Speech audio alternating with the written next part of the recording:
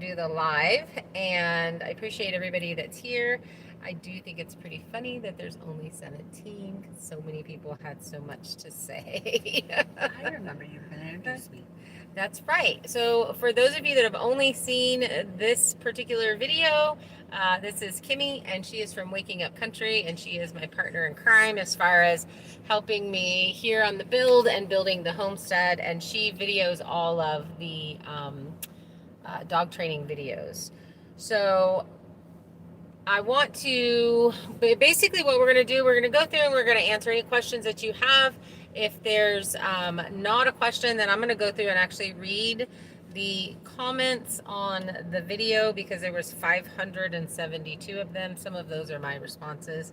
But there are a few things that I definitely want to cover. Hi, Vicki, Mary, Amy, Anna with Blissful Moments Farms. American Viking GSD. American Viking Welcome. GSD. So one thing that I really do want to say is I actually have talked to both Morgan and the breeder, and I think they are both really wonderful people. I am not picking sides here. I think a lot of people believed that on watching the video. Like I said, I don't think Morgan's a bad person. I think he, and as he has admitted on many of his videos, that he's only trained one dog, and Abby's much different than that first dog that he trained. And oops, I'm almost going to pause that. So I am absolutely not picking sides, and I'm not picking on anybody. And I really don't want to see any hate in the comments. If you have a valid question or comment, or if somebody just doesn't like me, that's cool too. You don't have to. That's the really cool thing about where we live and the time frame that we're in right now. You're not forced to like me. That's okay. I do have Hi, one Wade. question already. If you're taking questions, should I make a pen for the boys from Blissful Moments Farm for during the day while the chicken's free range and they are young and still learn? Yes, because I don't remember the age of these guys, but I think they were a little bit older. And in today's video, it showed where I attached the dog to a leash and they got to walk around in the group and learn to interact. And the only time that they're left with livestock, or they're in with a livestock, is when they're actually attached to me, until they're literally showing zero interest at all. So Justin, the male corgi that was in today's video, he actually would run out of the house and grab chickens like that. His prey drive is so high that them just running and moving around, he kind of gets crazy eyes and he wants to just go after them. We did a little bit of this training, and I basically walked through and all of that kind of stuff, and I can let him run out on the long line. Again, he's still tethered to me, and he'll navigate through the chickens and not get them. But it's been quite a few months since he's been around the chickens, and you guys saw in today's video how amped he was. So if you're not continuing to stay on and keep them in and around and take them on a daily basis around them, they will amp back up. So hi Chris, you made it. I hope you're feeling better after your surgery. I saw that you went back and you've been looking at old videos. That's very, very sweet of you. You must be laid up and stuck in bed. Let's see. So there are no other questions No on this other one? questions on it. Okay, so I'm basically just going to start, and I'm not going to read everything because some people put some books on there, and that's okay. They want to get heard. See, Cal put on here, Morgan seems to me to be a thoughtful and loving farmer. I think it's hard when Toby turned into such a good pup, and playful Abby is just that playful. And I completely agree. The conversation that I had with Morgan on the phone, he was very kind. He was very nice. He was not upset about the video. We are talking about some collaborations that we'll be able to do in the future as far as training. And I gave him, he obviously has my phone number now, and I told him at any time to call me, and I will help him with anything that he needs help with as far as training Abby. My reaction to this video that he posted, and I think that's something that really confused a lot of people, is even though it was in the title, was that my reaction, I was fired up about this particular video. And it had more to do with what was in the comments than actually what Morgan himself was saying. I think it's really easy for people to be in the comments and become a very aggressive and very hateful to something that they don't completely understand. And there were a lot of questions that Kim has not been involved in the dog world. She's had a few pets, but has not trained and showed or bred or any of those things. So there's a lot of times that she'll come up with comments that I'm like, wow, that to me seems so basic. But if you don't know, you don't know. And there's nothing wrong with that. The part that's wrong is not finding out what. You know what I mean? Like not learning. And we get that people get passionate because people get passionate and defend Heather and I all the time. Yeah. And without wholly having the full story. Yeah. So Yeah. We get that you're passionate. Exactly. I mean, his subscribers that just love him and want to come over and defend, and if they would have really truly watched the whole video, because that's something that Morgan said to me was, okay, I finally watched your video with an open mind and an open heart. Well, I mean, those weren't his words, those are kind of my words that I've used a lot, but he went back to it and rewatched it, and he was like, you have some really valid points. And you know, obviously I got the age of the dog wrong, which really upset a lot of people. It doesn't actually change the outcome of what I was talking about. But he himself agreed with it. I did call the actual breeder, Kimberly. She goes by Kim. Kim or Kimberly? She goes by Kimberly. Kim, and I'm not. Okay. Yeah, she's Kimmy. I'm different. I'm not her. And her name is Kim. And I called her and I actually, I kind of set her up to fail. I called her and pretended that I was somebody else looking for a puppy and had asked her to do a video walkthrough of her property. And she sent me back an absolutely lovely message, and was super kind and responded as somebody who has nothing to hide. So that is basically how I'm, as far as somebody from another state, how do we determine if somebody's an ethical breeder? And this is not as much about this particular situation, but for people who are looking for dogs in the future. I've purchased dogs from out of state where I could not go look at the facility. I could not go look at the person. Actually, I purchased dogs from out of country. So, there's no way I was ever able to fly to Germany to look at the dogs that I was purchasing. I know, right? So, being able to say, hey, can you get on the phone with me, especially with the phones that we have now, it just makes it such a easy thing of, as we're talking on the phone, you have decided this is a breeder, all the talking that you've done via email or whatever, you've looked at their website, you've gone over their website, you're to that point where you're like, okay, this is really who I believe, I have good communication with them and I want to buy a puppy from them. And to just say, hey, would you be willing to walk around on a video phone call and show me your facility? If that person says absolutely not, then you need to walk away from them. If they're willing to do that, then they have nothing to hide. And there's one thing that was brought up, and it was in the comments, was they were calling her a puppy mill. And that sent me over the edge because if you have never actually been to a puppy mill and seen a puppy mill, you don't understand the definition of the word puppy mill, and it gets thrown around and the definition gets diluted, and that in itself is absolutely not okay, because I accidentally ended up at a puppy mill. I was buying something from somebody that they had for sale. I showed up to their place to pick up this thing. This was when I was 27 years old. I had just gotten out of the military. And I saw that their dogs were in some small cages. They were in this barn, a very old barn that was kind of falling apart, and it was really hot. We're in the Texas heat. Um, Thank you, Robert. It was in the Texas heat, and I had to pretend that this wanted to see the facility more.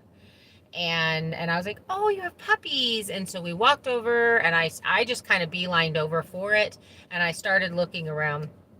And I'm gonna tell you what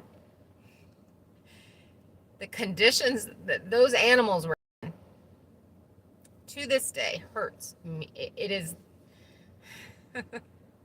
This girl does not cry. I left that place and literally vomited on the side of the road and sobbed for 45 minutes, and then called the SPCA, and they were it was a very large bust in the state of Texas, actually. And to say that somebody who breeds puppies is a puppy mill because maybe they don't do something that you personally agree with is so wrong.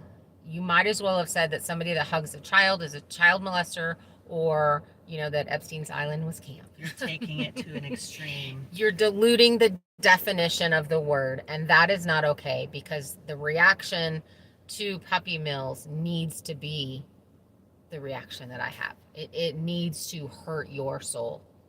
And so, yes, I get angry about that, and I do not agree with anybody saying that, and I think you're absolutely wrong, and you're hateful, and you're mean if you're going to say that somebody's a puppy mill who is a breeder, right?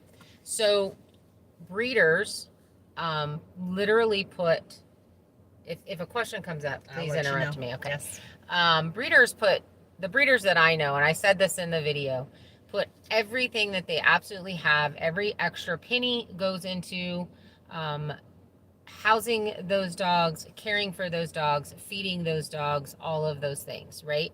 So you have to buy property, you have to do fencing, extra fencing, there's just so much financially involved. People look at litters and they go, wow, that dog had this many puppies and she sells them for this much and she just made this much money. And that, yes, that much money came into the facility, but it does not mean that much money is going into her pocket. It means that it's probably being turned right back around and put into those dogs. Is it a business? Yes. It absolutely is a business, as are quite a few other things. We appreciate you, Amy. Bye. Thanks, Amy. So I think that's about all I'm going to say on that. Everybody understands my stance on that. I do not believe that this breeder is a puppy mill. I think people need to look deep inside their hatefulness if they're just going to run around and start calling people puppy mills. Yeah. There was a lot of stuff brought up about Toby's registration. So, obviously I don't know Morgan well enough to look at copies of his dog's paperwork. But what I can say is what I know about registration clubs, the AKC, the UKC, and then you also have what are called breed clubs, right? And I think this particular breed is not an AKC registered breed yet. You can register them with UKC and the actual club. The breeder themselves is the only person that can register a litter. What they do is they have their female dog, their male dog, whether they own that dog or not, they breed them, right? So then the owner of the work fills out their applications. If they own the male, they sign both sections of that particular breed paperwork. If they do not own the male, then they have to get a signature from the owner of the stud saying, yes, my dog bred this dog and these puppies are my dog's puppies. And then that paperwork is turned into AKC, UKC, or the breed clubs that they're registry breed clubs. And if there is any questions whatsoever on that breeding, that litter will not be registered, period. It's the same in all situations. So Did something like that happen and the paperwork's not going through? I don't know. I just know that that's the information, that's the black and white of how it's actually done. So what happens is the sends puppy papers for each puppy in that litter, and then the breeder takes that paper and sends it to the person that purchased the puppy, and then that person takes that piece of paper and sends it into the breed club, registering that dog in their name, with the name of the dog that they want and all of that kind of stuff. And that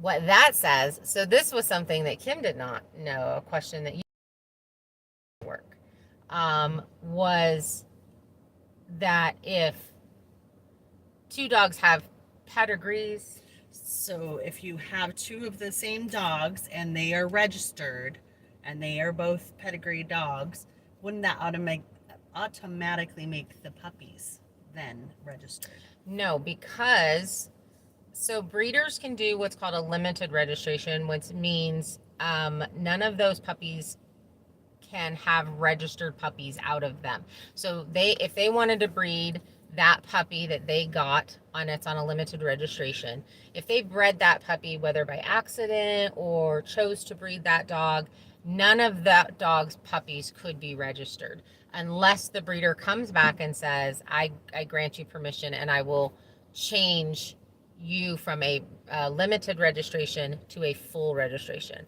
Full registration means that you can register puppies underneath that.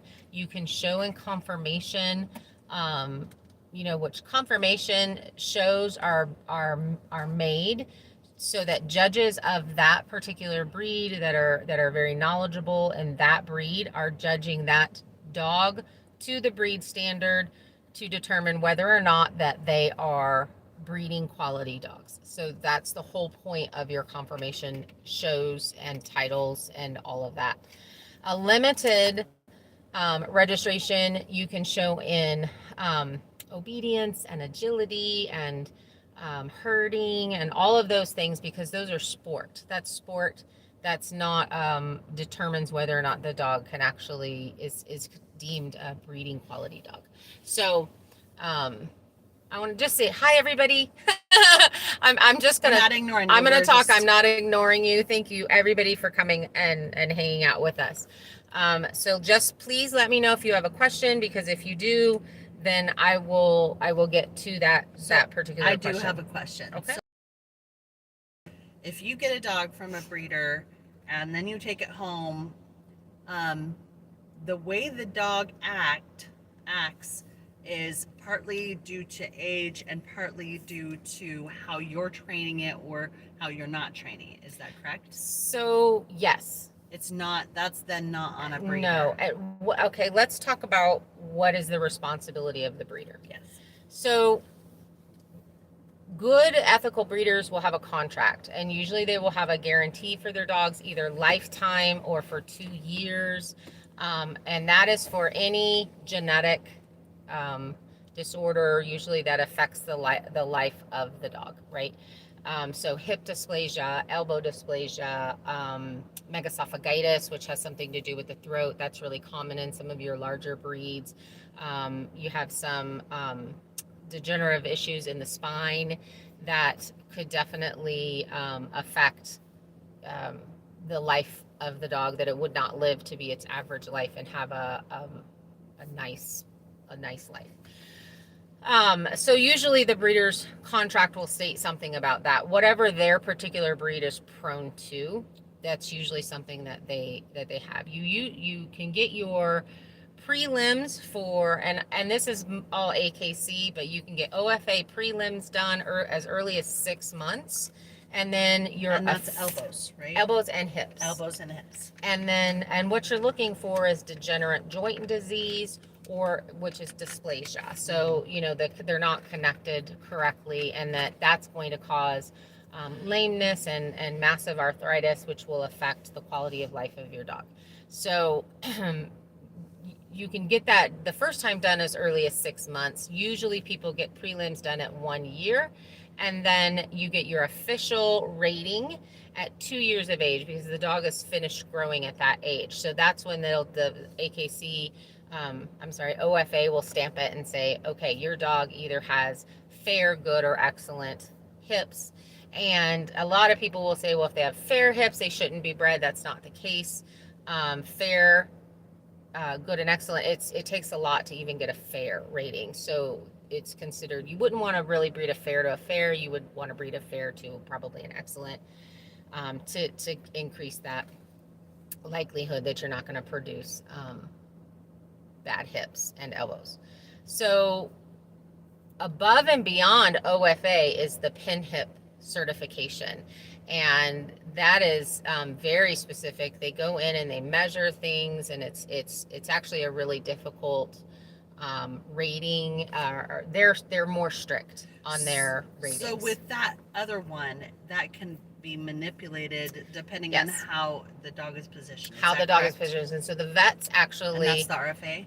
OFA. OFA. So the vets will pull an x-ray on that, and they can shift that dog. If you have someone who's taken an x-ray and they don't actually know how to do OFA x-rays, which there are a lot of vets that do not know how to do them, they can make your dog look like it has hip dysplasia or elbow dysplasia when they don't.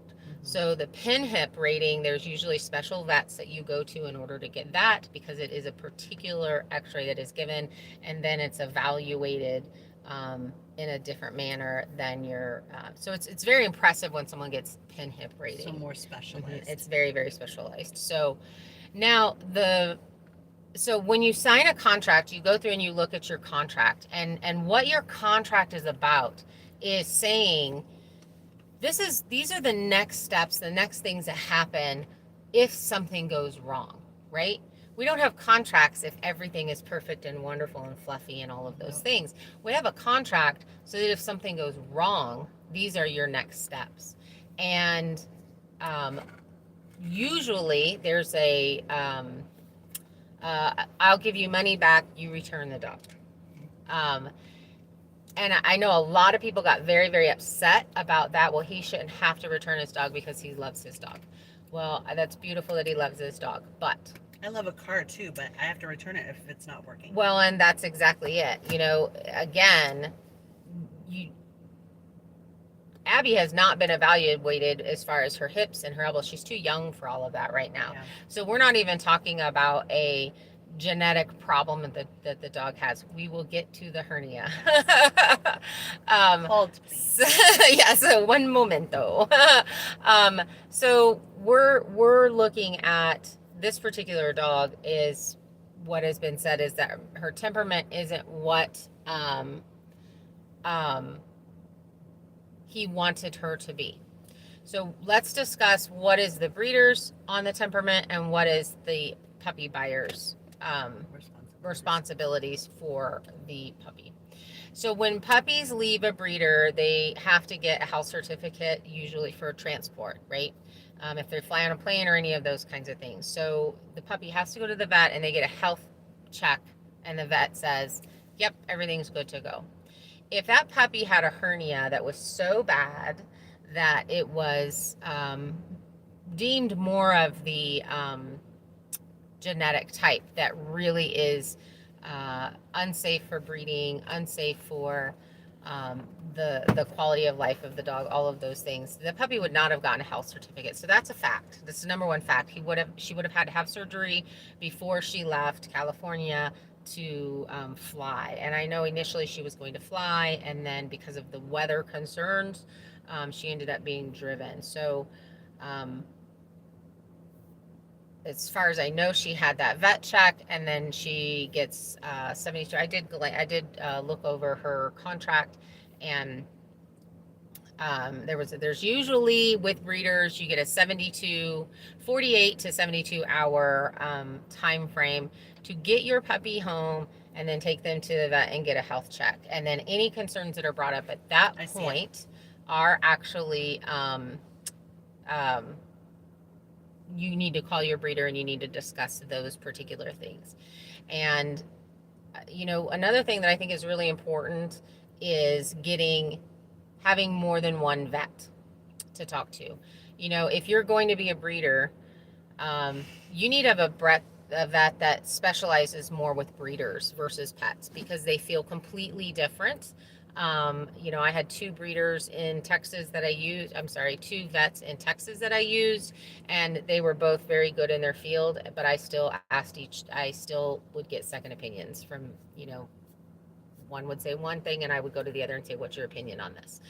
Um, but when I moved here to Idaho, I took Chloe to a vet who absolutely despises breeders and was so upset that I was going to breed her, then started picking her apart and telling me that her tail was going to make it so she couldn't be housebroken.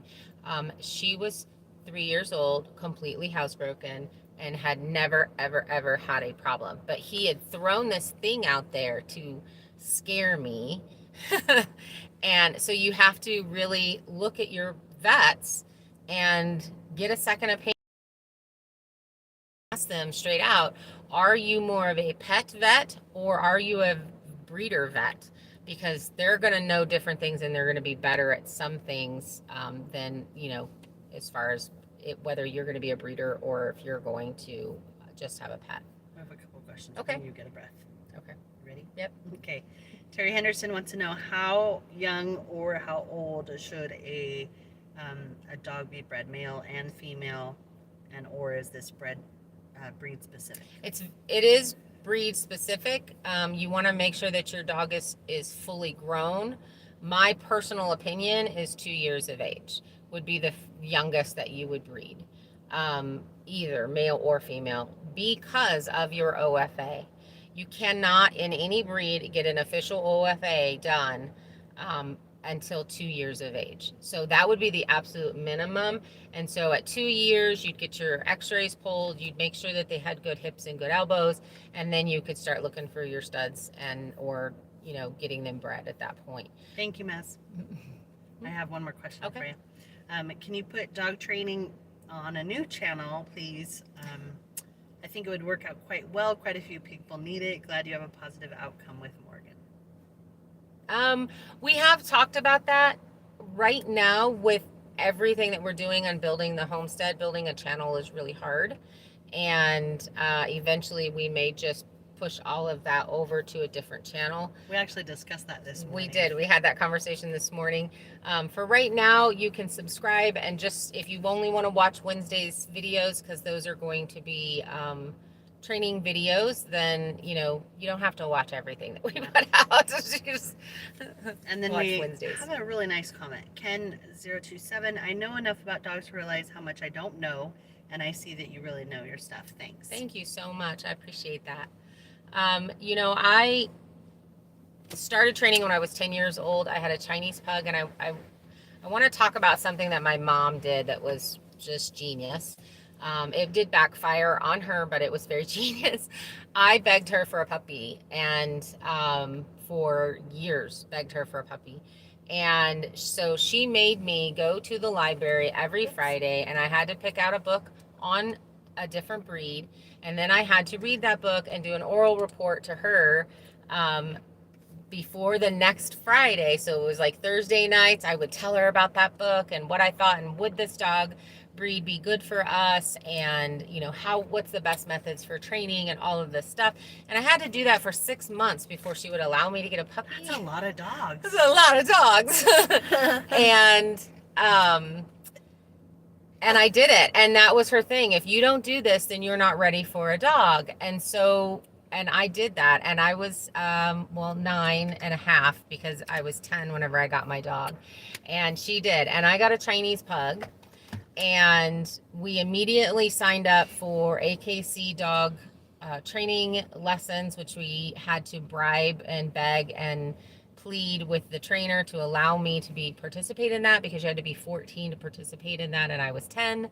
And my mom said, look, if she misbehaves or anything, you can tell us not to come back, not take any money back. And so my mom did the right thing.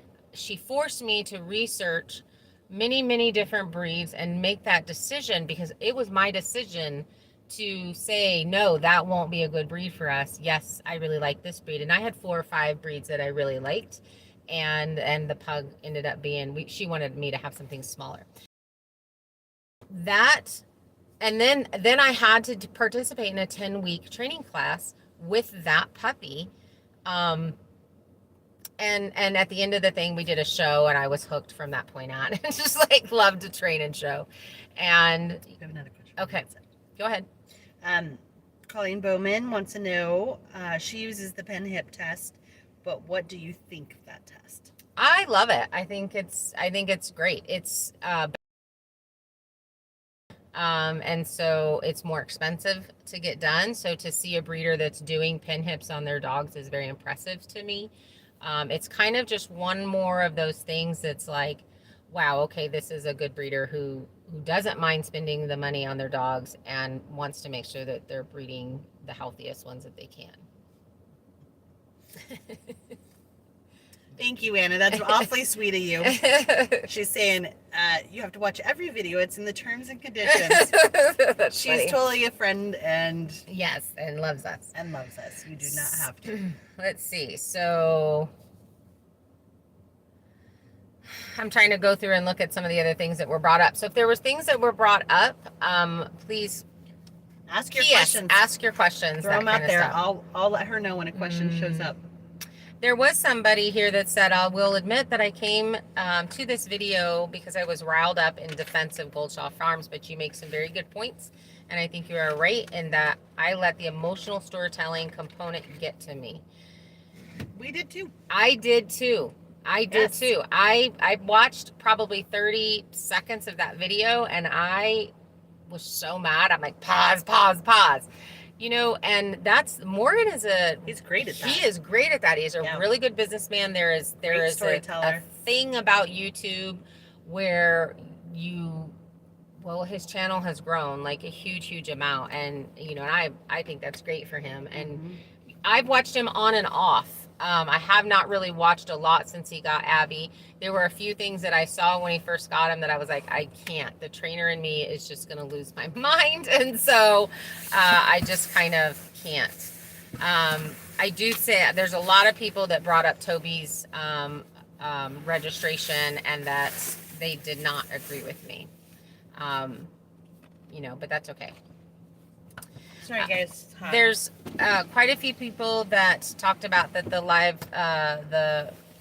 that this particular breed is a livestock guardian dog bred for several thousands of years to guard sheep primarily, as well as goats, and that they're not bred to protect cattle or poultry, but typically with a lot of work starting very young, that it's possible to utilize their flock guardian instincts to protect poultry and cattle. You know, the one thing that I would have to say about, you know, protecting poultry, especially in those super small, or not super small, but the smaller pens, there's almost a thing where the dog could be on the outside of the pen and the flock. So Abby could still do this job. Maybe she's just not inside the pen. Maybe there's a bigger perimeter fence. I know in Texas, the livestock guardian dogs had, you know, 100 acres. They had run of the full property, and they would run the fence line, and the livestock was usually somewhere else, and so they would run. So that amount of exercise that they would get, if you think about it, running even just 10 acres, I think that's what Morgan has, is 10 acres, right? I think that's what he said, yes. So running 10 acres to do fence checks and perimeter would wear a dog out. They are bred to have the energy to be able to do that.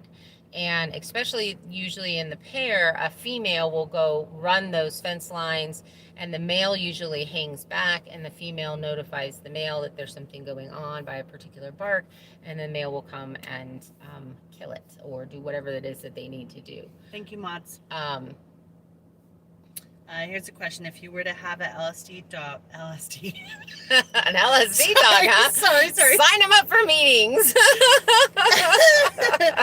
An LSD dog, how would you train it? So I actually, throughout my time doing dog training, I volunteered for Great Pyrenees Rescue. I also worked with Husky Rescue and then also a no-kill shelter. It's kind of was my one thing to just do to give back. I actually had a friend that participated in the oh, my brain just left the building. In the Livestock Guardian Dog Rescue and Great Pyrenees Rescue, and she had this really cool dog there, and at her house, and she said, you know, if you could participate in this, that would be really cool because you're a good trainer, and I'd helped her with a couple of other dogs and stuff. And so that's kind of how I got into that, and it was because I had sheep and chickens and horses and that kind of stuff, and we had a huge coyote population, so it was actually a lot of people get guardian dogs. And so these rescue dogs would come to my house as between that 2 to 5 year, especially in males, an aggression level goes up. That's very common for these breeds.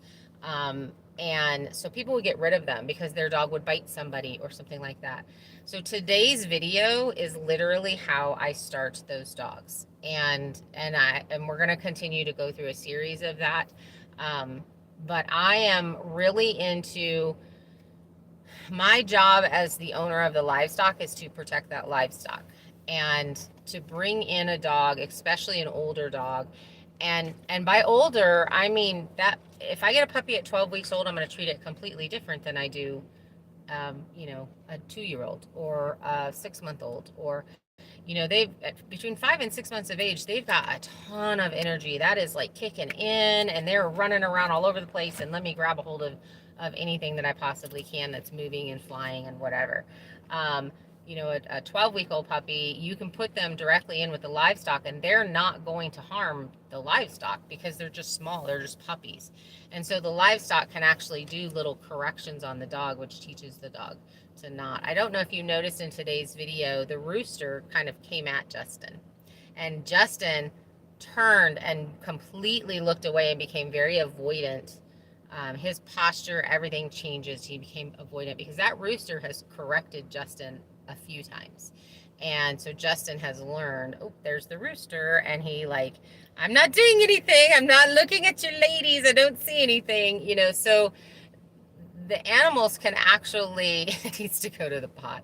The roosters as a puppy, like if Justin had been in there as a 12-week-old, 14, 15-week-old puppy, he would have had a very healthy respect. He would have been traumatized. But you know, he would have had this really healthy respect of the chickens, yep, where instead of saying, wow, they're in movement, in motion, so I can grab a hold of them. So there really is a very different manner of, and in that situation, I probably wouldn't just toss a 12-week-old puppy into a herd of sheep, because that puppy could get injured. You know what I mean? Like that's, unless mama dog is there or whatever, you know, so there is this really situation where you want to evaluate all of the things, you know, do you have aggressive goats? Do you have aggressive sheep? I had a ram one time that was horribly aggressive, and he was wonderful as snacks later because he was just so mean, and he would have ruined a guardian dog because he was very aggressive with them. So here's another question. Okay. How do I train my dog to stop barking when it hears something outside? You let us know when that happens. So I taught my Chloe, she was a big barker. I taught her to the word quiet, the command quiet. This started very young with her. That's not shut up. Yeah, no, it's quiet. And anytime there was something, she would bark at something, I would get up, I would go look at it, acknowledge the fact, oh, okay, I see. Oh, you know what? That's nothing. Quiet. And she started getting rewards when she would stop barking. I would reward her with a treat. She's very, very food motivated. So she's like her snacks. So like she would get, she says, not a lie, she would get her snacks. And so she learned very quickly. She's actually a very quiet dog now. And if she barks, it's because you've either forgotten her, you're having a sandwich and she would like some, or there's actually something to bark at. So There's bunnies outside of the cage. 12 and deaf. So, when Kimmy gets the dog. Gives the dog So funny. Any other questions? Let's see. Hi, Rickers. Hi, Randall. Some people talked about Abby a failure or a bag dog, and his video titles are in response to comments made by viewers who indicate that she is not a good livestock dog. So when I was talking to Morgan, he asked me a question, and those of you that know me know that I squirrel off onto stories and I want to tell something, and I actually did not answer this question, so I'm going to answer this question here today. And he asked me, at what point as a dog trainer would I decide that a dog couldn't do the job that it was bred to do? And my answer to that is, if that dog came into the situation and had all of the correct imprinting and training, and I do want to talk about imprinting, so don't let me forget, and the dog could not do the job, then that dog should not be in that position and should be moved. If the dog has been brought into a situation and has been imprinted with things that are not right and has been taught that it can chase or bite or whatever, then that dog needs 2 to 3 times the amount of time with corrective training before I would say it cannot do that job, that the imprinting ruined it. And that's the key. I would not say that the breed itself or the breeder bred a bad dog or the dog was just born without the instinct. If a dog comes to somebody's place and is imprinted with chase or biting incorrectly or those kinds of things, that is on the new owner of the dog. That is not on the breeder. And so it still could have been perfectly fine. It could have been a great guardian dog, but it was imprinted at that key stage to bad behavior. So I think Abby is 5 months, 6 months old now. I don't want to get this wrong because that really upsets people. Nope. I think he got her at 5 months and he's had her for 3 months, so she's 8 or 9 months old now. Yes. So she needs a minimum of a year of retraining because of so it'll be 3, 6, 9. So I'm going to throw in 3 extra months. She needs a minimum of 9 months of retraining, and that is corrective retraining. Like, she's never given the opportunity to chase again, which means she is tethered to you with the umbilical cord. That's what I like to call the leash. And so that she is set up to be successful at every single moment. And then at 9 months, 12 months, if she is still lunging and trying to attack animals, I would say at this point, this is not a good space for her to be in. So I have a question. Mm-hmm. When you're doing that leash training and you're attaching them to you, do you gradually make that leash longer and longer? Mm-hmm. So if you start with a short thing. Noticed with Justin, I had a flexi lead and I locked it at a specific place. Now, he's a very small dog, so he's not going to be able to bust that thing and make it give it all the space. Larger dogs, I would have a specific length of actual leash that did not flexi like Justin has, but Justin's wait. A couple more questions. Okay. American Viking said, please share with the viewers about how difficult and how much time it requires to train a Schutzhund dog. So many don't understand why we charge so much. Yeah, it is extremely expensive. And you have to belong to a club. You either have to be married to somebody who will hold the bite sleeve and know what they're doing. We call those a helper. Or you have to go to a club that has a helper, or you need to hire a helper to come in. The actual person who's handling the dog can only do a very small amount of that particular bite work because you don't want the dog to actually be biting the helper. I volunteered. You want I'll come to you. You want them to, attack the bad guy.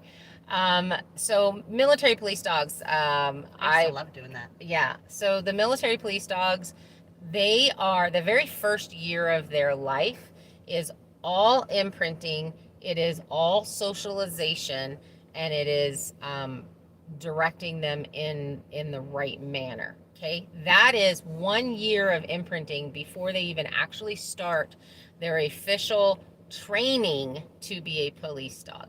And that in itself usually takes another, depending upon the dog, 6 months to a year. Usually around two is when they become official police dogs.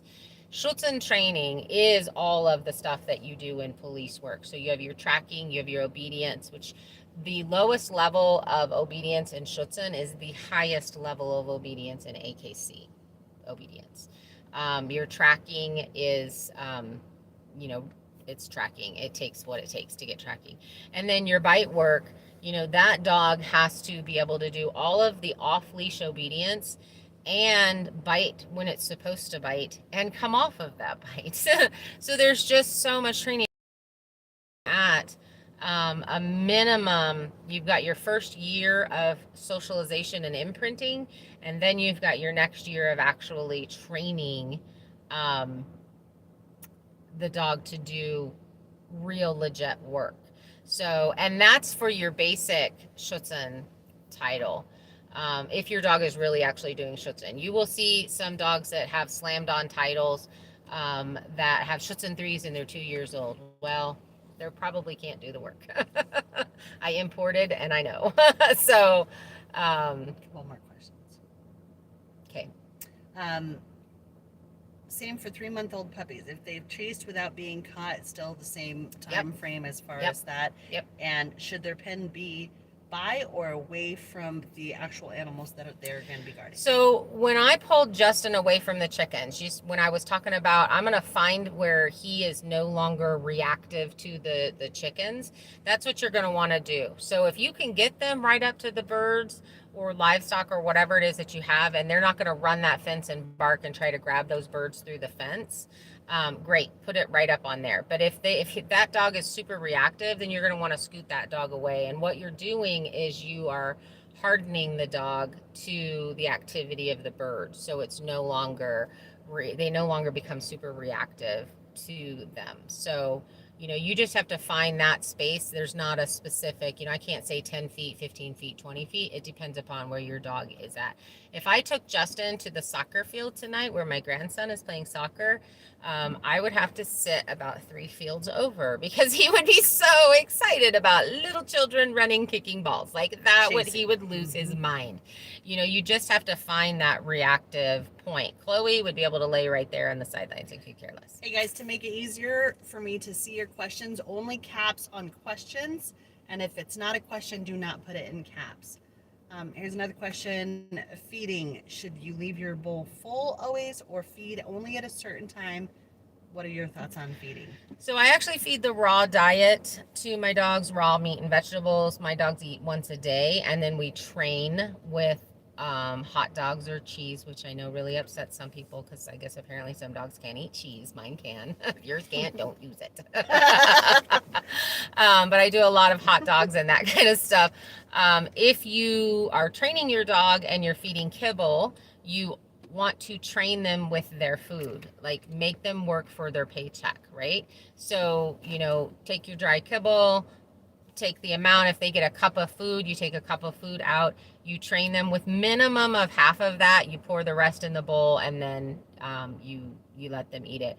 But if you're doing kibble, you want to do twice a day, morning and evening, depending upon the age of the dog. If it's a little puppy, you're going to throw a lunch in there. So you don't believe in those automatic feeders where you I do not always have no. Now if you have an adult livestock guardian dog and he's way out on 1,000 acres or something and he needs to be able to, and because they burn a lot of calories, then yeah, that's probably fine. I think in particular situations it's good. But I think when you're training your dog, you want them to work. You want them to want your treats. You want them to want to work for that food. And if they're not hungry, they're not going to work. Here's another one. Colleen wants to know, what do you think of the training of Gloria Stillwell? I'm not super familiar with her, so I will have to look it up. Karen Pryor is absolutely one of my favorite clicker trainers. She is who I learned clicker training off of and all of that, and was able to clicker train a Bengal cat to do agility. Clicker trained my horse to do all kinds of tricks. And definitely all of my puppy imprinting is done with clicker. So Karen Pryor's who I recommend to anybody that is looking for wanting to learn how to do clicker. Get one of her books, look up some videos, and if somebody's teaching it, see if they're teaching Karen Pryor's But method. don't do it if you have small children. Yeah, I don't use a clicker anymore because of my son would run around and click it, and so I got rid of it, and I just used the word. I used the word yes instead of an actual click. So, was there any other things underneath? Lots of comments, no other questions at this time. Because you guys are fun. Yes. Let's see. A lot of people are angry about the breeder's reaction to this particular situation. Like I said, I'm not a fly on her wall. I don't know her. I have gotten to have a conversation with her. She's very nice, but I could only imagine those of you that support us as YouTubers sometimes think we can do no wrong, and the reality of it is we can, and we are humans, and we are, we far from perfect. We can definitely we're not always right, and sometimes pride and ego can get in the way, and it becomes difficult to turn around and say, wow, I did that thing wrong. And I have to say, Morgan is really good about that. So that's one of the things that made me like him so much, was that he is really good about saying, I'm not always right. But you guys love us as YouTubers, and you become part of our family, and therefore you protect us. And the hate that went out to her and her program, her breeding program, and what she feels is right, people can be downright horrible. I know Good Simple Living here was talking about, they had put out a rabbit video as far as how to process your rabbit, because they sold rabbits to people, meat rabbits, and they just made these videos so that they could see this is how you do it. They literally had death threats. Yes, and Savory, we're live. Yeah, they had death threats. They had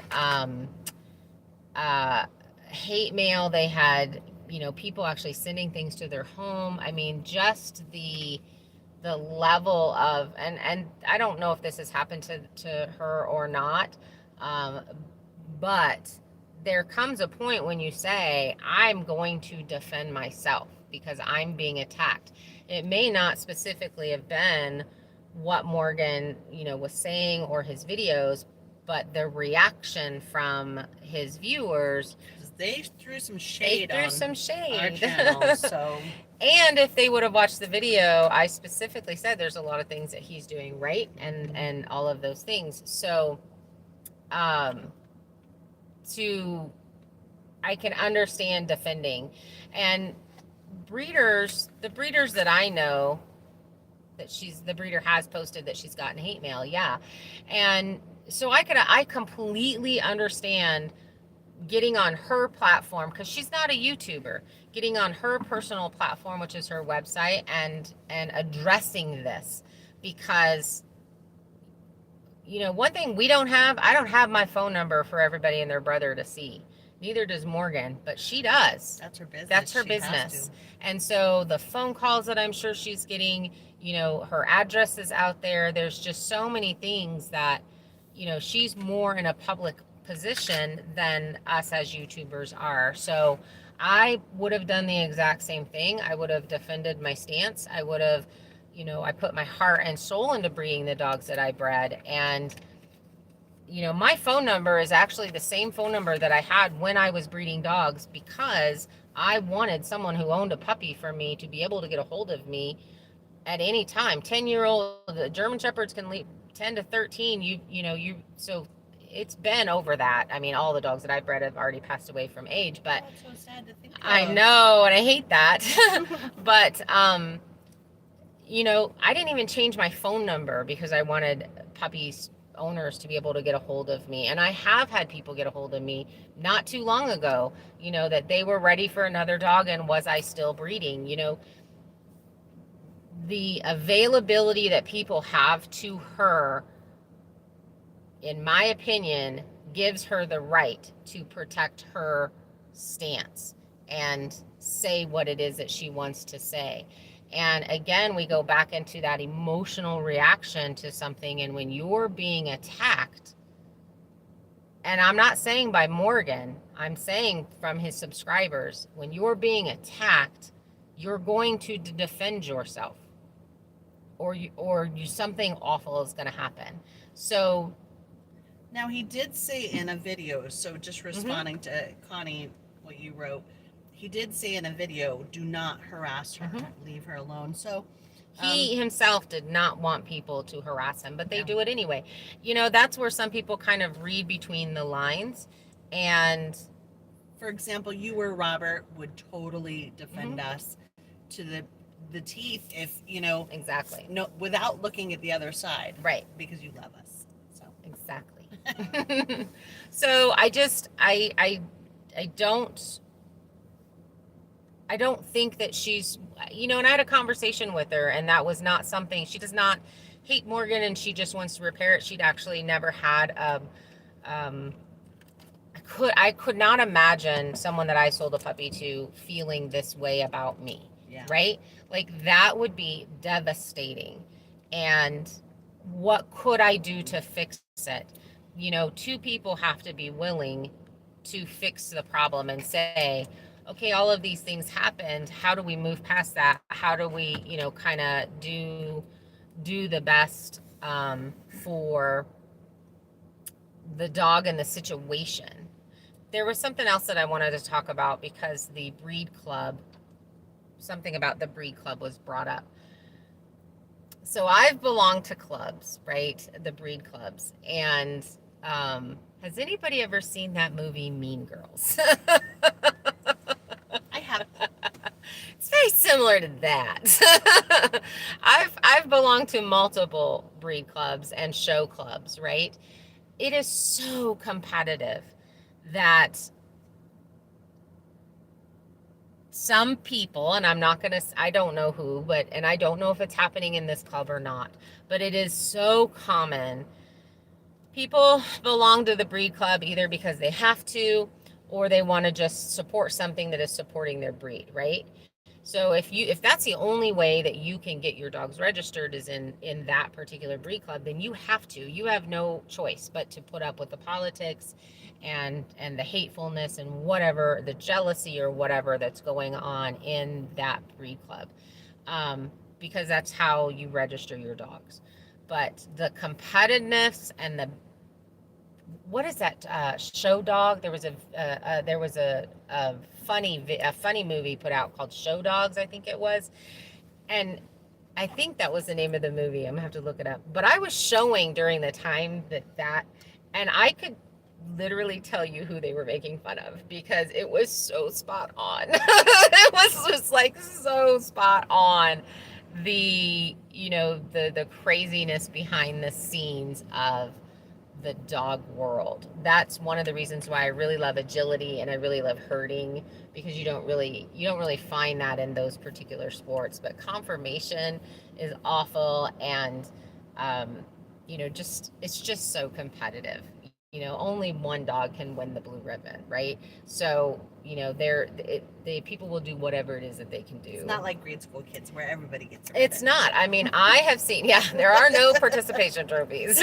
I've seen people like color their dog's hair because that's the specific color that's exciting at that time. I've seen them take a coated German Shepherd and make it look like they have a regular coat when it's an actual coated German Shepherd, which you are not supposed to show in conformation. It is not acceptable in the breed, but they do whatever it is that they can to win. So you can't say, oh, well, the breed club had all these problems and they don't like her, so she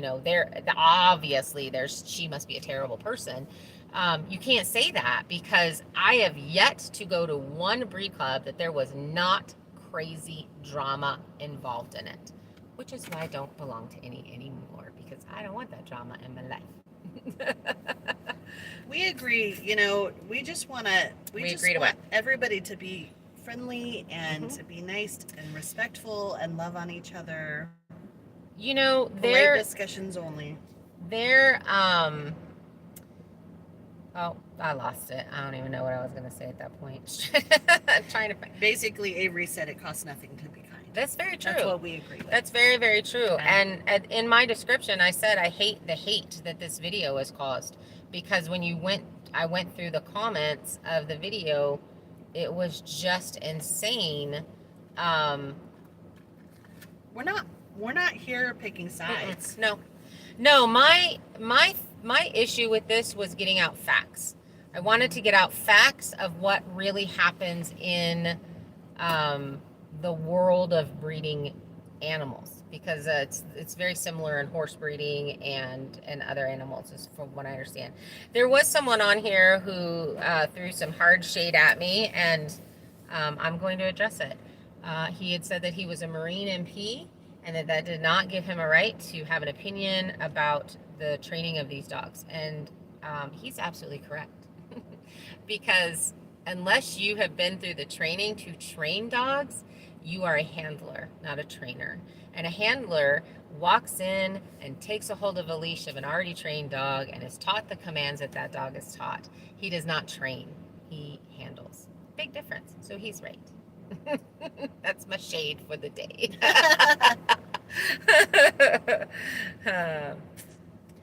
And there were quite a few people that were upset with Morgan as far as causing drama with Abby.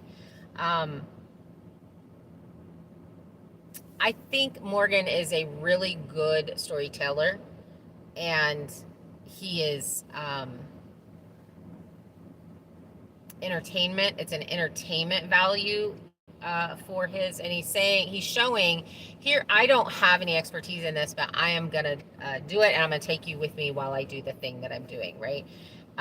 So I don't, his thumbnails and his titles make it appear as if there's a bunch of drama, but in this particular situation with Abby and the things that she's learning and stuff, I don't actually think that there's drama. I think it's just the thumbnails and the titles, right?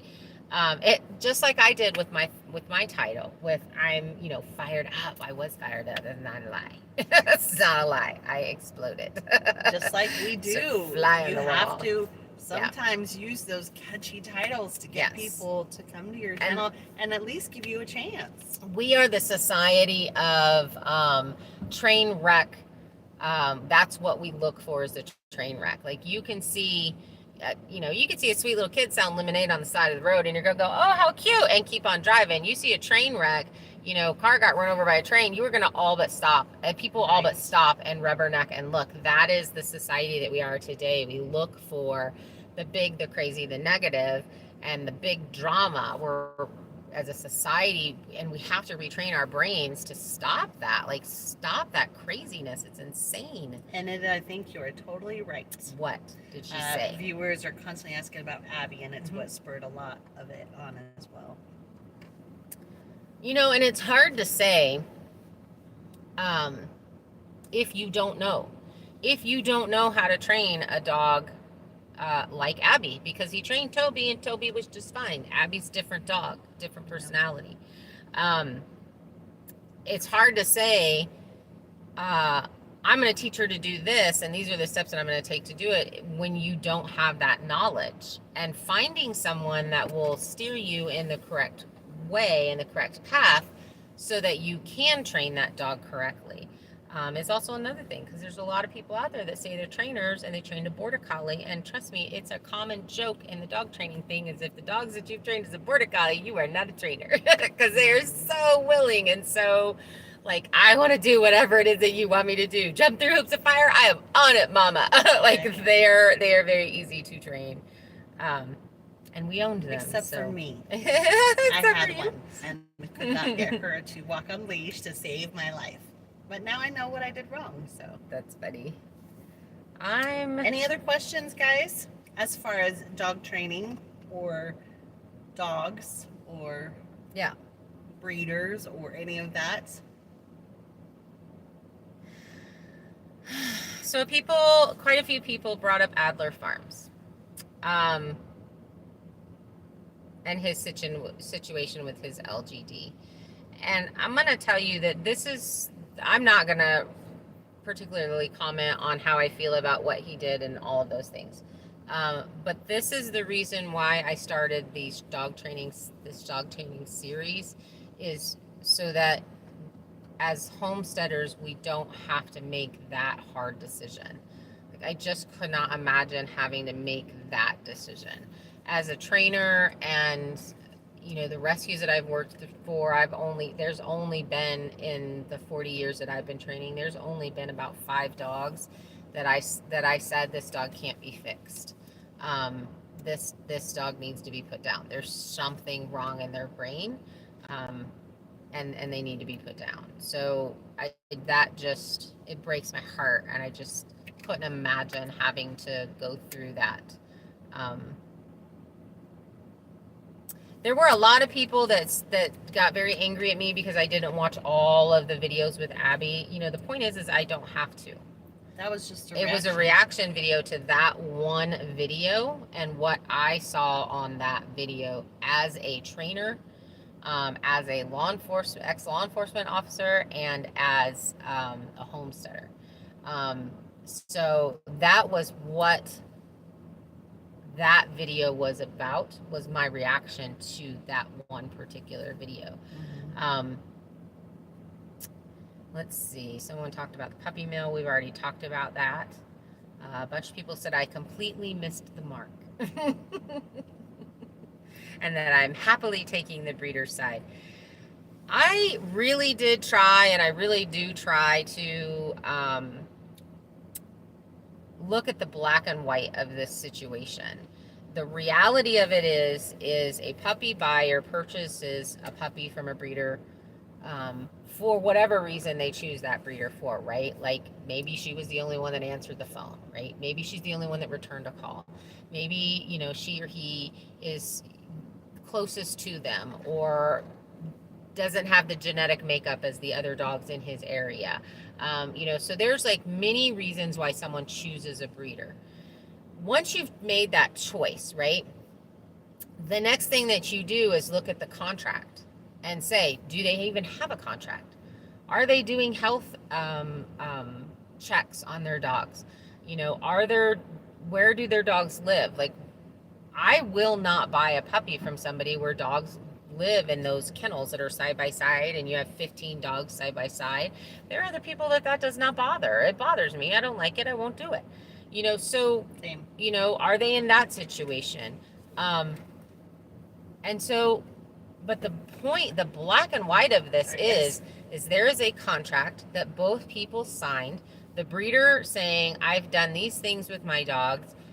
I agree to do this if something happens, and these are my rules for you owning my dog.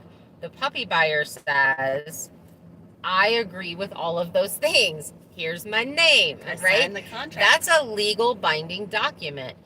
And to be angry or upset that someone offers you a refund, here's another thing that I have to say. She offered him, he paid $3,000 for that dog. All of her puppies cost $3,000. She offered, per his words in his video, she offered him like $10,000 back, which was all of the vet bills, all of the transportation fees, the actual price of the puppy, and something else I think was in there. But the surgery. Yeah, the surgery, the vet bills. Breeders don't do that. The fact that she was willing to do that is above and beyond what is in the contract, what he pre-agreed to and signed his name to, and what any breeder that I know would do. Every breeder that I know says, I will buy the dog back, I will give you purchase price for that puppy, and you are actually responsible to send that puppy to me. That was the other thing. She would pay to have the puppy brought back. So the fact that she did above and beyond is huge in my book. Here's one. Georgia wants you to explain the difference between a breeder, a backyard breeder, and a puppy mill. Many don't know the difference. I am actually putting together an entire video on that, and that will be coming out pretty soon. Probably give me about 2 weeks, and then that video will be coming out. Because you're exactly right. People do not understand the differences, and I want to have like some pictures that I can pull to put into that video so they can visually see. I think we're pretty visual beings, human beings. So as far as the black and white with this, he doesn't get to be mad. The breeder did exactly what the contract asked, plus some, by offering back more money to try to fix the situation. That is not a money hungry individual, you know. And even if she only offered the $3,000 back, that's not a money hungry individual, because she's doing what it was pre-agreed to in the contract. So for everybody getting super pissed off that, one, she offered to buy the dog back, that's in their agreement. He agreed to that. Everybody agreed to that. And that, how dare she, because he loves that dog, he should just give her all the money back. Well, you know what? I need a new car and I'm going to go buy that new car. And then if I don't like it, is the dealer going to give me all my money back and let me keep that car? No. It is a business. Yes, it's livestock and it's animals, but it is an actual business. So, thank you. I have to say about that. It's the end of that soapbox.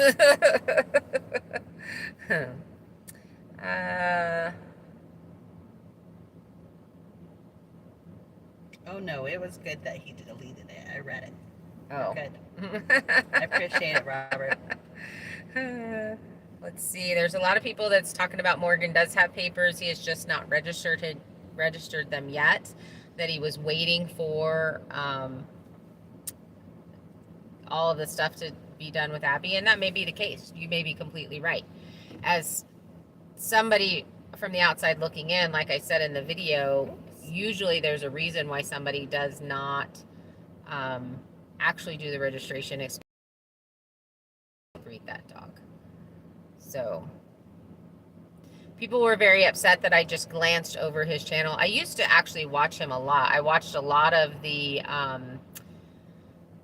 hunting dog stuff, and I watched a lot of. You made it big. You're getting weird trolls. Oh, yay!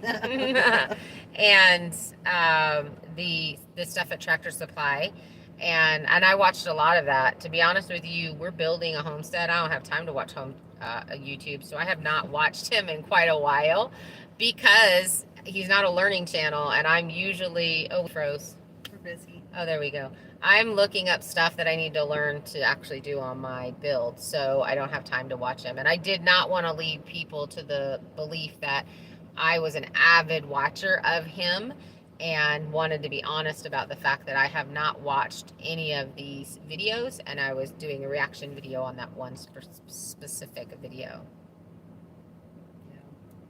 You know, and a lot of people bring up that Morgan said he did not want anyone to harass anyone else. And it's a shame that his subscribers did not heed his advice, because that's pretty sad.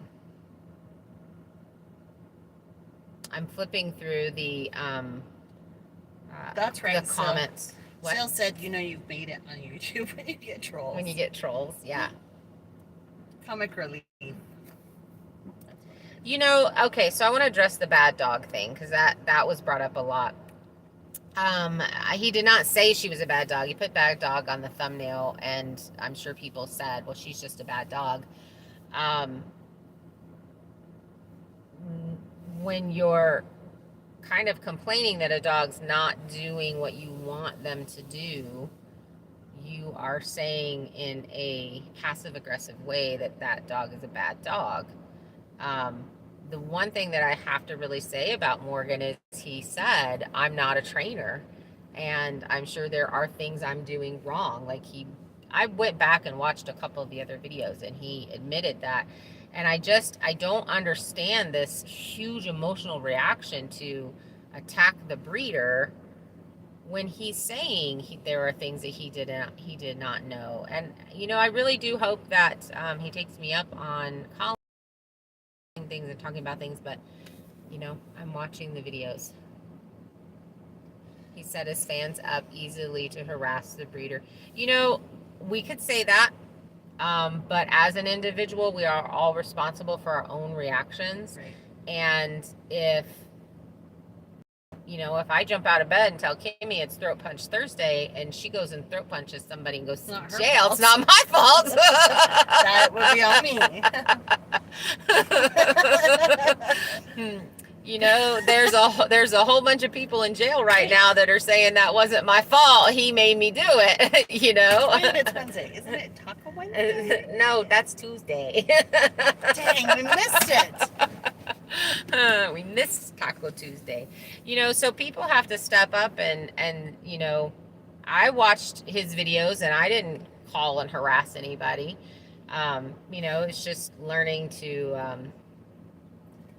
step up and take manage yourself. Be an manage adult. yourself. There you go. That's it exactly. We Be learned an that adult. in kindergarten. Keep your hands to yourself. You can only do it to Heather or Kimmy. There's someone that there's a couple of people that said he's a con. I don't think he's a con. I think he I actually like Morgan a lot. There's a lot of, none of us is perfect. I think, oh, that was something else that I wanted to talk about. He is very dramatic. He's dramatic. But that sells. That's kind of what you have to do to sell. Like the Inquirer does it. It is. I mean, so. Oh, and then somebody said, quite a couple of people said yes, that I was starting wars with Morgan to ride his coattails. And that is not the case. So here's the thing. Yes. He's a very big channel and he has a very We're not talking loyal politics. subscriber. We are not talking politics. We are, he has a very big channel. He has a lot of very loyal subscribers. It could shut my channel down. You know, it could cause a lot of issues with my channel.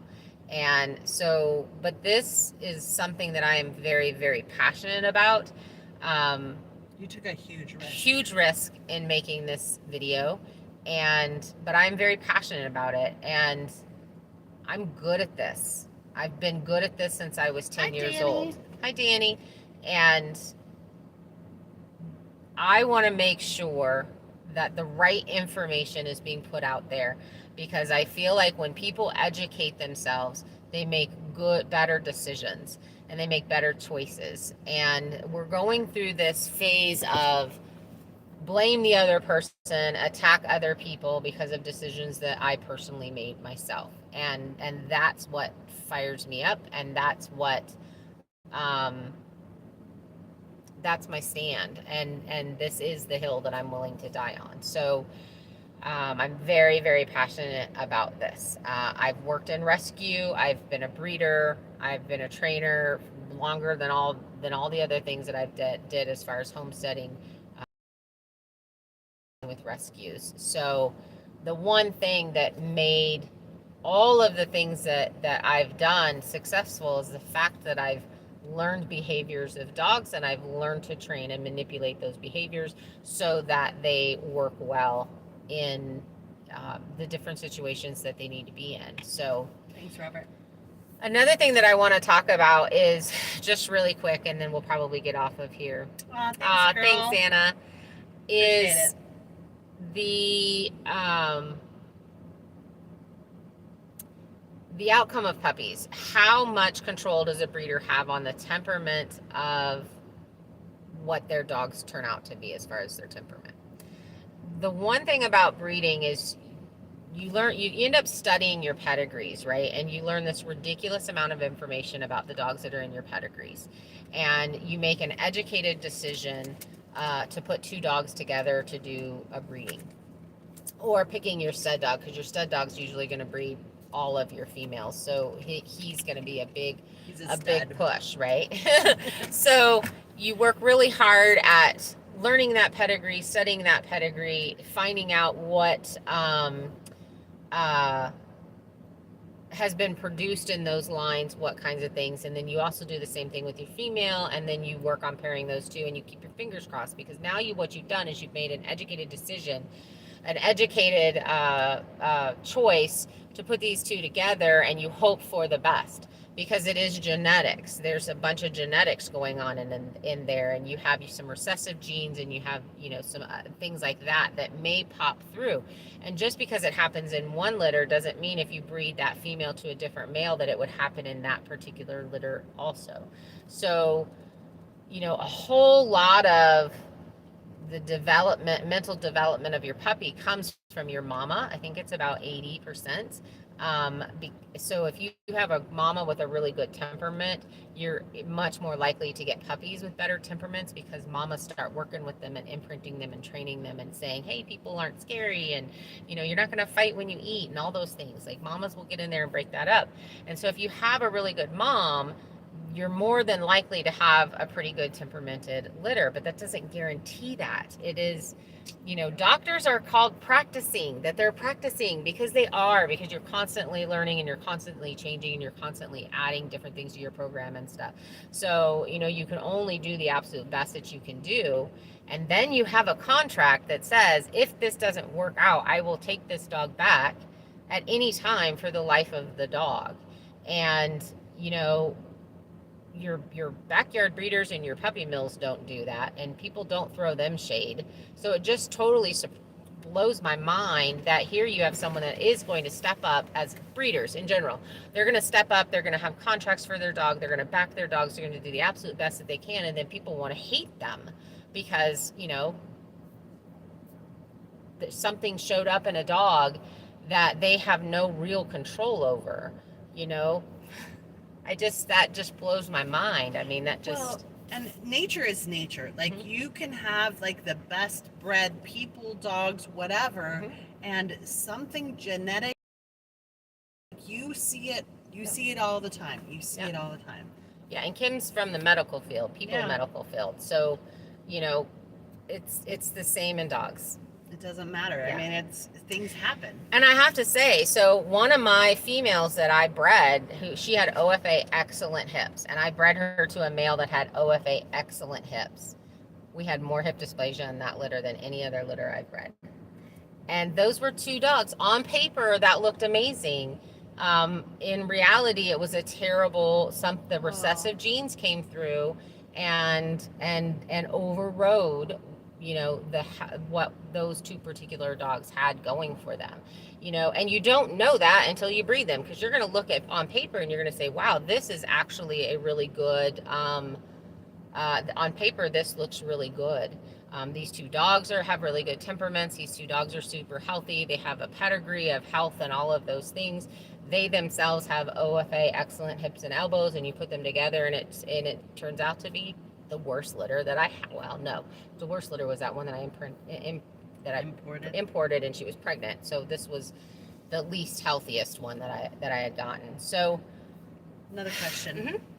Comment first. American Viking GSD said, so I talked to GSD breeders in Texas into watching your live stream right now.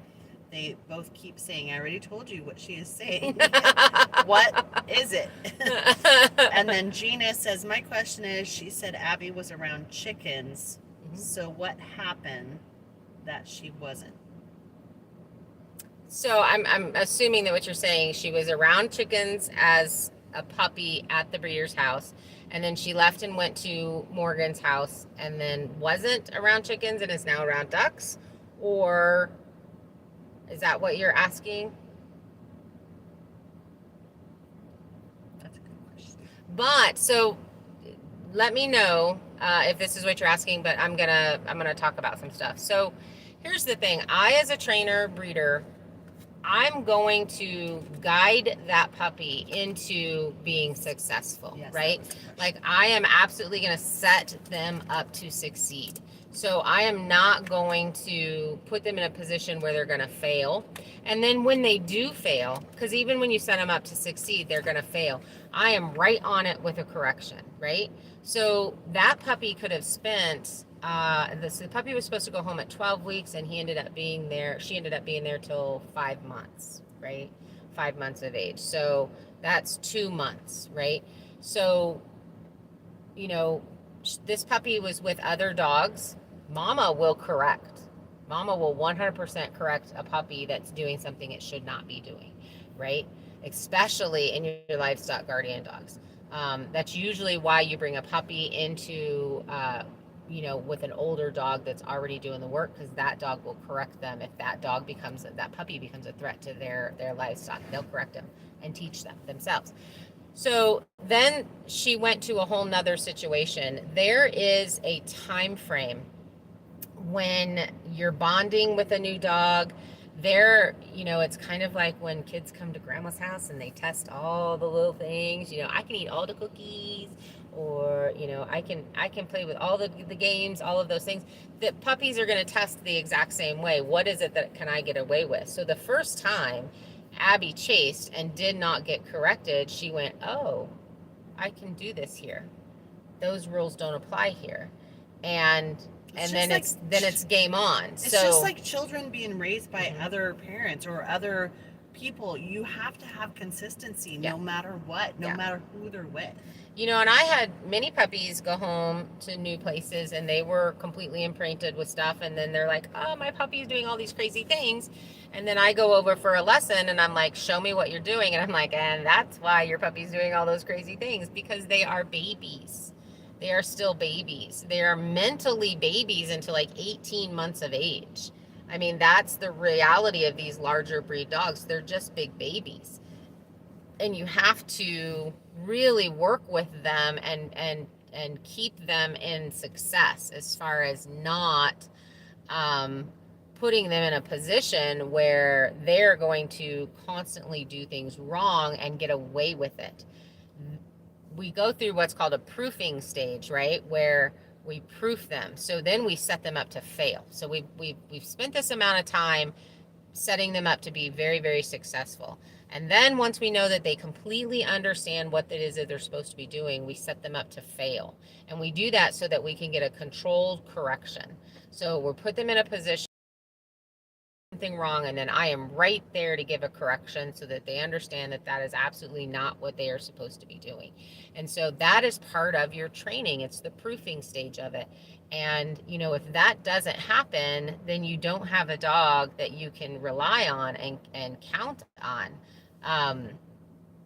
So when again, I will have to go back and watch, but I did talk to Morgan, and he had said there's a lot of things that I've done wrong and that I'm working on righting, and had talked about, he really wants to make this work with her. He really does love her, and it's just trying to get the right information so that he can do it the right way.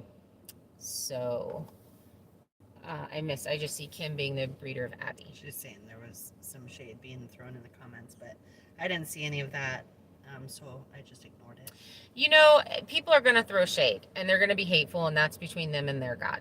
I'm really, the only people that we can control is ourselves, and if we choose to see with our heart, where is this other person coming from, and assume that they don't mean to be wrong or bad, and they don't mean to hurt us, we're going to get a lot more further in this world, and not have these things happen. If I assume Kim's mad at me all the time, we're not going to get anything done. But if I can assume, hey, maybe she's having a bad moment, or she can assume maybe Heather's having a bad moment, which she has all the time, and just give that person some grace and space, and then come back and be like, hey, are you okay? Is everything okay? I mean, then you can move on, and you can work, and you can do, and you can improve. But small people who are uneducated and just want to hurt, and because they themselves are in a hurtful space in their life, throw hurt and shade on other people. Yeah, it's absolutely the truth. What else we got in there? That is it. On the video, this lady posted, the breeder showed up in comments and came after me. On my video? Yeah, we're not something else that's going on. So if you're talking about something else, take it. So I have to say, when I've been backed into the corner, and I really truly feel like the breeder has been backed into the corner by people being hateful. I get into a space where it becomes very difficult for me to see that when I'm not being attacked. And these breeders that I know, and I do actually feel like she's this kind of breeder, because I talked to her, and we I did a lot of things the same way she does when I was breeding. Um, that is our heart and our soul and our life. Our animals become everything to us. We don't go on vacations. If we do go on a vacation, it's revolved around something to do with the dogs, like a dog show or dog training clinics. I mean, we went to so many clinics and it was like a group, let's go to this clinic and get a hotel and do this clinic, and that was a vacation. And then when someone is saying such hurtful things, people are saying such hurtful things and being so hateful to you, you can't see when that's not happening. It becomes this, you become blind to what's actually being said, and you feel like you have to protect yourself and that you have to defend yourself. And I truly believe that she's in that space, and my heart hurts for her with that. And I really truly hope that this relationship between the two of them can be mended, and we'll just see if it does or not.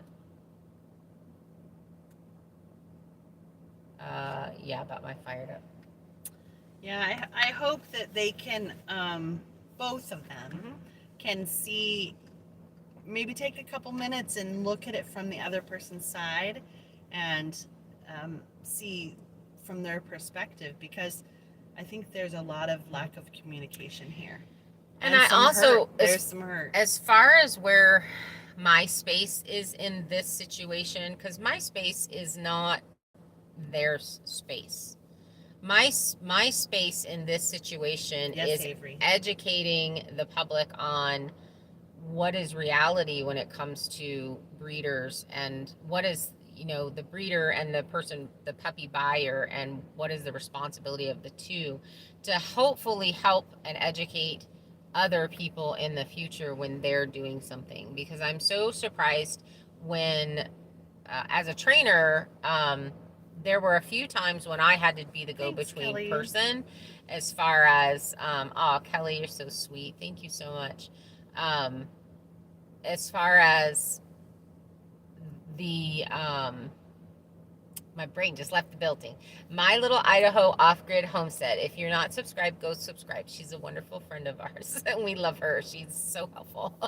As far as when people have, um, a breeder and they've signed a contract and they've agreed to something, and then they get home and they have this big emotional reaction to something, and we're in this society of blame. You must blame somebody instead of just saying, wow, this did go, and maybe I had something to do with what happened with my puppy and whatever.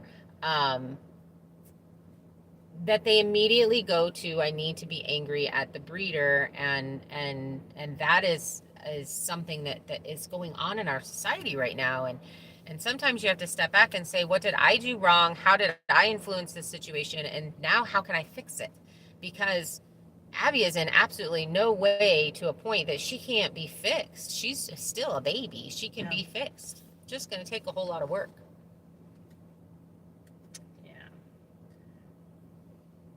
That's about it. Is that about it? We've gone an hour and 30 minutes. Yeah, it's we longer have. than normal. I am pretty surprised at everybody that wanted to. I'm giving them opportunities to ask me questions, and they're absolutely not here to do it. Right. And Big Bay Monster Mare, just to say, we're sorry that you felt like you were attacked in our comments. So Yeah. We didn't catch that, and certainly if we caught that, we would have addressed that. So. Oh, thank you, Abundant Living Homestead. Oh, thank you. We I appreciate that. Abundant Living being Winter or Sean.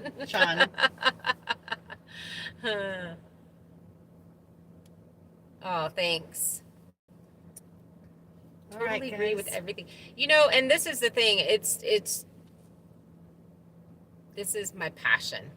Dogs and dog training is my passion. It was a gift. I was able to, thank you, Thomas, able to easily begin training dogs. I understood animals really, really well. Hi, Diana.